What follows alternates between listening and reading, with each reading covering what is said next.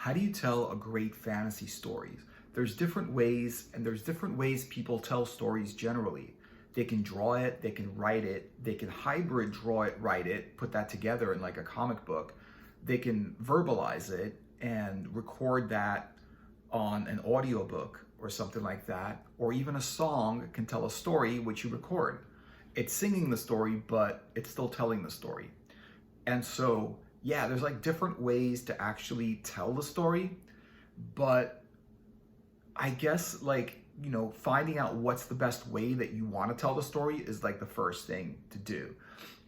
So if you want to tell the story with a picture says 1,000 words, you can draw a picture, paint a picture, and tell a story that way. If you've seen the drawings and paintings of a lot of fantasy artists, whether that's Boris Vallejo, Michael Whelan, any of those people, they really do tell a story in their pictures. And what's interesting about that is they put those pictures basically on the cover of magazines, books, and comics, and it just tells that story in the picture. Like Michael Whelan, for example, will read the story. Like they will say, hey, can you illustrate a cover for this novel, this fantasy novel?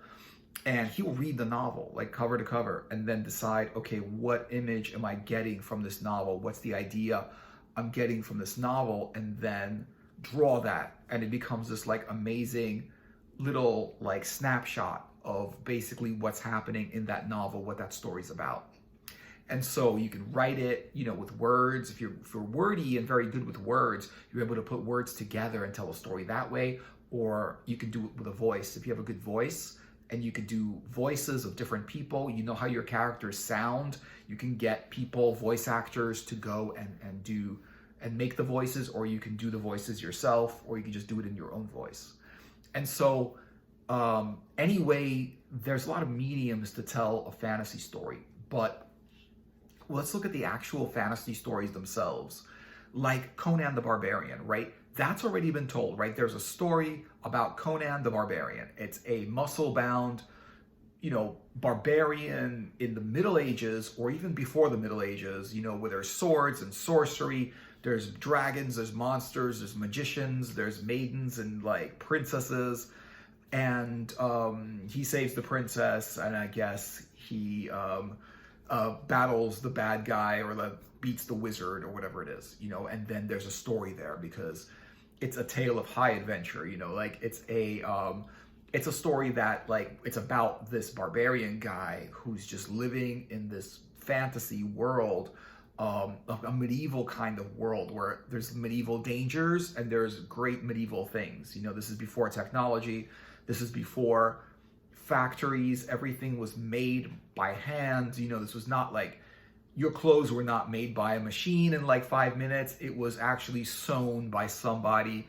who sews clothing all their life and knows how to fit it exactly perfect. They tailor it. They didn't make like clothes like, oh, let's make a medium, large, and a small. They would take your measurements and make you clothes that fit you right. So there's that. And maybe you are inspired by Conan the Barbarian or whatever fantasy story you're inspired by, because the only reason you want to tell a fantasy story is because you're inspired by the fantasy stories that you've already heard. Otherwise you wouldn't even think that fantasy stories were a thing, and you're inspired by the fantasy stories that you already heard, and you might want to actually do something that's a little bit relative to the ones you've already heard. And if you like Lord of the Rings, you probably want to do a story about elves and dwarves and things like that, right? If you like Game of Thrones, you might want to use some of the ideas in that story in your story, and then because it's something you want to tell, but you're inspired by it, and it's going to influence what you're talking about and how you're saying it. And so back to Conan the Barbarian, if you're inspired by that, it's just, you want to tell a story like that. And the thing is this, if you're telling a story about a barbarian, it's not automatically a copy of Conan the Barbarian. And that's sometimes what they do. They're like, oh, this character that just came out in this story is a lot like this character in this other story. Like The Witcher is a lot like Elric of Melnibone. And there's a difference between what's original, what's inspired, and what's plagiarism. You know, there's like, I love this story, so I want my story to be influenced by that story. Whatever it is that you do, whatever you create, the stories that you love are going to influence the stories you create because you like that kind of story. If you love elves in a story, you're going to want to put elves in your story. You're not like, you don't have to create elves. Elves have already been created. And just because somebody else wrote about elves doesn't mean they have got the copyright on elves, and no one else can write about elves because they have it in their story. So just like He-Man is looks like a copy of Conan the Barbarian, Kull the Conqueror, like a lot of these. When Conan the Barbarian came out, there were a lot of other barbarian type of people that looked like copies of that barbarian, especially He-Man. Because whenever I looked at He-Man, even though they had the He-Man was like, the thing about He-Man, it was really for kids. They were like, but a lot of people watched He-Man, and it's relevant. And there's a lot of fantasy art that's done now about He-Man, so it's still relevant and those kids have grown up. But the thing is that He-Man is Conan with a magic sword on another planet. It's basically the same exact character, muscle guy. You know, He-Man or like a muscled barbarian is the same thing, pretty much. Except He-Man rides a tiger and, you know, has a magic sword, and he's not always He-Man. He's the regular guy that he is, who's also like a pretty big guy, and then when he raises his sword by the power of Grayskull, he becomes He-Man, you know? And so was that inspired by Conan? Or did the people that made He-Man say, hey, Conan's successful, so let's make another successful character? So yeah, that's going on, but usually, I'm gonna say just usually, people that really want to tell a fantasy story do not want to copy another fantasy story, but they want to be inspired by another fantasy story. There's no way around it. If you love Elric of Melnibone, you're going to make a story about similar with some similarities. Whatever author that you love, your story is going to have some similarities to that because you love it. You know, you can't tell a fantasy story without elves and dwarves, magicians, wizards, knights in armor, barbarians, magic swords. Like you're not gonna tell that because just the genre of fantasy has things that are like staples of that genre. And if you don't put those things in your story, it's not a fantasy story. You know, if you don't put enough magic and enough barbarians and enough swords, magic swords, enough castles, enough quests, dragons in your story, it's not a fantasy story. This was the thing that I had about the Game of Thrones, where I actually bought the first book. I was in a bookstore, someone recommended it, they said it was really good. I read the first couple of chapters and put it down because I just didn't get into it. I'm sure it's probably really good, and if I read the whole thing, I'd like it, but I just never got into it. There were other stories that I was more into, and Game of Thrones just didn't do it for me, you know. But the thing about Game of Thrones, what I feel about that story was, but I know the story now because it became very, very popular. The thing about Game of Thrones is I don't feel like it's fantasy enough. It's medieval, but it's more like medieval drama. It's more like medieval people stories, you know, like there's not enough fantasy there. Yeah, there's the Mother of Dragons, and that's fantasy, but there's not enough of that. It's not like the whole world is based on fantasy. It's like the whole world is basically a medieval drama that as you read the story, it becomes more and more fantasy. And so, you know, so not putting enough fantasy elements in your story will make it not fantasy.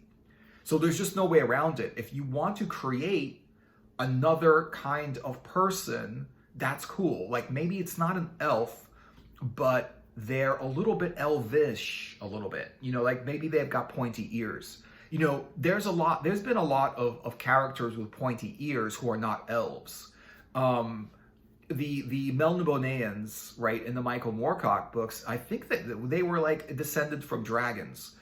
And so they've been drawn, I don't think that he's actually said that they have pointy ears, but they've been drawn as pointy ears, or not even as much with pointy ears, as in with, they had elven kind of characteristics, like tall and slim, thin, and sort of like these elven features, where they weren't like human looking, they were more like elven looking, a little bit more like an elf, but they weren't actually elves, they were just looking like that. So it, you know, you could kind of like look at the characters, the kind of characters that are inside of fantasy stories, and say, well, you know what, I want to put an elven kind of idea in it, but I don't want to have an elf, because if I have an elf, it's like already been done.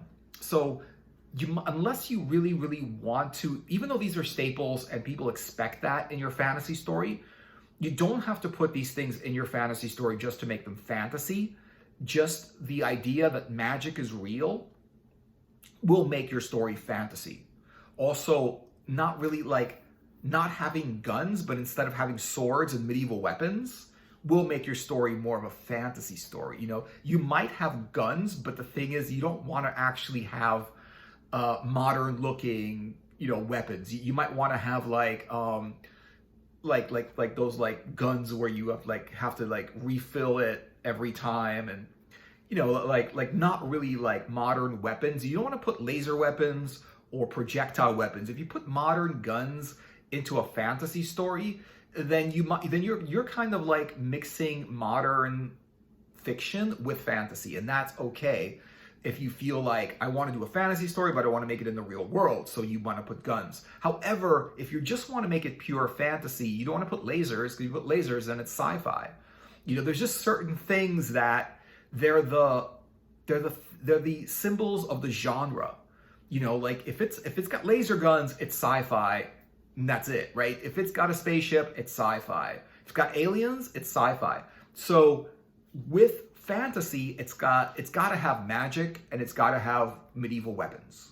That's the thing that to put it in there, where people are basically not using guns. Even if guns are a thing in the world, they're not being used. People carry swords around, right? Because that's fantasy. There's making it original, but there's also putting those elements that have already been done, not because they've already been done, because they are staple of what fantasy really is.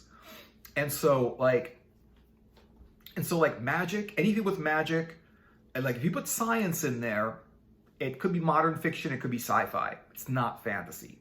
Science contradicts fantasy. It could be some science, but if you make it like alchemy science, you know, like the scientist is not like the scientist, he's the alchemist. He's the person that mixes different potions and stuff like that. There's no electricity. There's candles, there's torches, you know, there's no light bulbs, right? And so, but who wants to put light bulbs into a fantasy story? Who wants to put laser guns or any modern? The whole point of fantasy is to get away from, you know, the real world, is to like dive into a beautiful other world and go on an adventure, you know, or be on there, you know, watching the main character save the planet or save the world or something like that, you know? That's why He-Man, even though it's on another planet, is fantasy, because he's on another planet, but he's not like a interplanetary traveler. He's got a magic sword, and a lot of the things that work in that world works by magic. So if your world works with magic, there's a lot of magic in the world, it's a fantasy story. People are going to look at it like a fantasy story. So that's a thing you really can't change. But honestly, if you like fantasy, then you like magic in your stories, right? You might like swords in your stories, or medieval weapons in your stories. Kings, queens, emperors, you know, anyone, sailors, pirates even could be fantasy, because there have been pirates throughout all of medieval history, you know? Things like that, like people who are farmers, you know, they don't have like technology, they don't have like factories or anything like that. And that makes it fantasy. It makes it something original. So yeah, you could put elves in there. People are going to say, well, I've read elves before, but you know what? People that like fantasy stories like elves, you know, elves are cool. I don't know, like, I guess some people like dwarves, some people like hobbits, but, if that's your thing, if you like a dwarf, with an axe, like, that would be cool to put in a story. A hobbit even would be cool to put in a story if that's what you like. If you're inspired by Lord of the Rings, you might want to say these are tales of the hobbits, but they're not Lord of the Ring hobbits. They're in a different hobbit village, on a different hobbit world, and it's a different hobbit story. And so the way the story unfolds, the plot, the characters, the story, the way things happen in that story, that's 100% original. That's what that's what you think up. That's the thing you create. That's the thing that you make it. You make that your own. You can't just like copy. If it's about an emperor who leaves his throne to go, sort of like to go explore the world, right? That's sort of that's been done, and you could do that, but you'd have to. But it's okay to like do some things that have already been done in other stories, as long as most of the stories is original. Yeah, you can have the emperor who doesn't like being an emperor and wants to go explore the world. But that has to be the only similarity to Elric of Melnibone that you have. He can't do that and have a demon sword, and be a magician and go on the same kinds of quests that Elric went on in the Michael Moorcock books. Obviously, you could do some things, like some ideas. That's not, you can't, whoever wrote stuff about, into the plot, into the ideas, into the things inside their story, they don't have the, it's not like they wrote a copyright over it and now no one can take anything from that story.